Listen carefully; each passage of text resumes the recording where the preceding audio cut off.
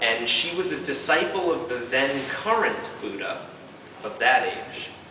And she made many offerings. It said that she made offerings to this Buddha of silk clothing in piles that were as high as the palace that she lived in. So she was a princess. She said many mantras, and she meditated quite a bit.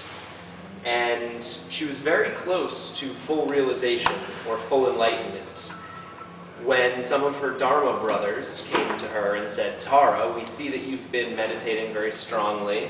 We see that you're very close to full realization. But in order for that to happen, you must pray to be reborn as a man in your next life.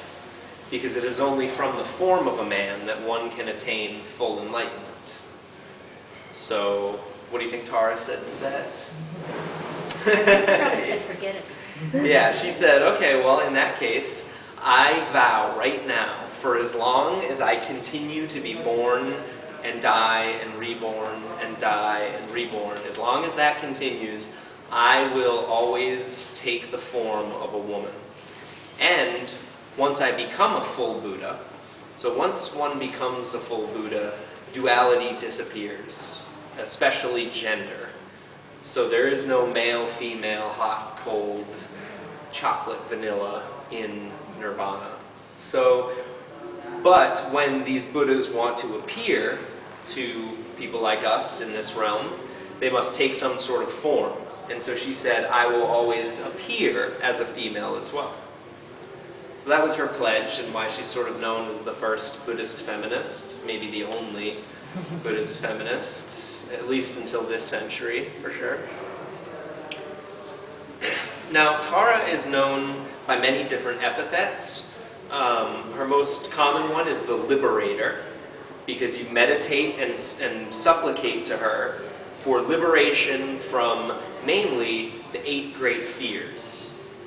And the 8 great fears are a set of fears that work on the outer and on the inner level. So things like elephants, fire, floods, these are the outer fears. But then their inner meaning may be anger, delusion, doubt, things of that nature more on the inner level. So that's what she's liberating from. She's also known as the mother of enlightened activity, because in the tantric system, colors are very important. And as you look around at the various deities, you'll see that they all have their unique colors. And green, now, I say green, but you're probably looking at her wondering why she's not green, why she's gold. So, as a side note, let me say that with these tankas, the person that commissions the tanka, the patron, the person, the artist that paints the painting, and we, who now look on the painting, all 3 of those people gain spiritual merit for those various interactions with this sacred object. So when the patron commissioned this painting, he most likely told the artist, "Please use gold. It will enrich and uplift the canvas, and it will increase the merit gained thereby." So that's why she's gold. But really, imagine that she's green, like a rich forest green, okay?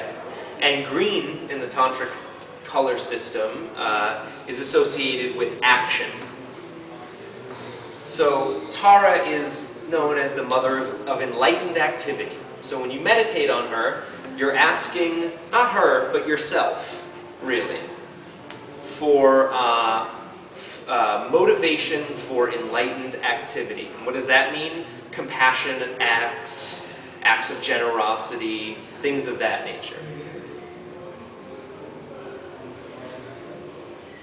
Now, what's important to notice with all of these statues and with the tankas is hands and bodies, because they tell you a lot about who the character is, and they tell you a lot about what the story is, and they tell you what the deity really is all about.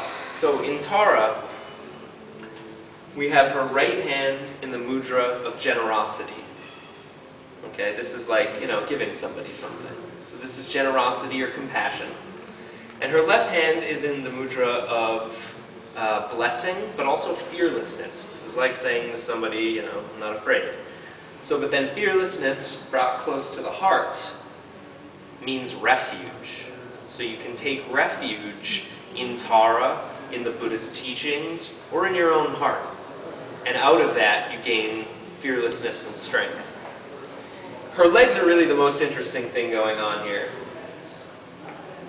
You'll see that her left leg is in full meditation posture. It's tucked up into her lap, and so she is sitting in a half lotus position.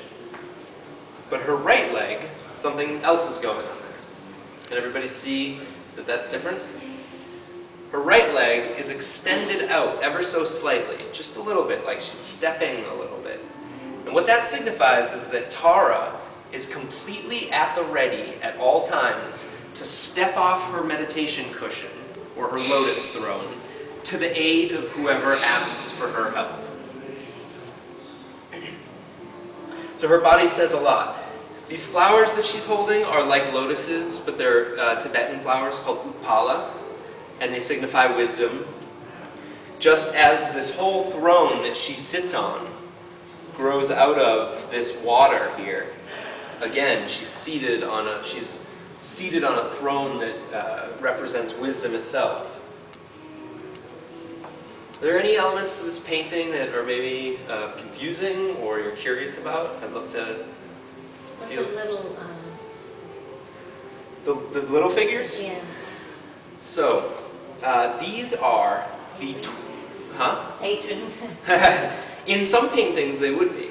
In some paintings they would be. Although the patrons would, the patrons would usually be like down in a corner right here. These are everywhere. And these are actually the 20 other forms of Tara. So Tara has 21 different forms. And they're all identical in body position and gesture and what they're holding. The only difference is their color. And their color signifies a difference in function. So if you meditate on green Tara, you're meditating on enlightened activity. But if you meditate on white Tara, you're meditating on health, longevity, wealth. If you meditate on a black-blue Tara, you're meditating on wrath or destruction.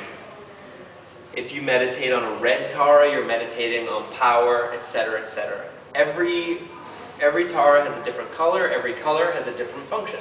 And these are universal. They apply to all the deities that you see all around. So there are actually 20